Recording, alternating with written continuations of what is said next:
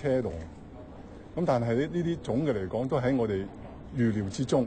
當日我哋會預期都會比較有大量嘅市民出嚟。但係已經講咗話會有示威㗎啦嘛，咁所以即係之前而家會有啲乜嘢會到時會做嘅，或者點樣應變？我哋整體上就總係覺得奧運係唔應該同政治拉上關係嘅。我哋一陣會再睇有關奧運聖火嘅新聞，而家先轉睇下其他消息。一號戒備信號生效超過一日，颱風碗紅集結喺香港西南490公里，預料向北移動，時速14公里，橫過海南島以東海域，吹向廣東嘅西部。天文台夜晚會考慮改發3號強風信號。上晝風勢較為強勁，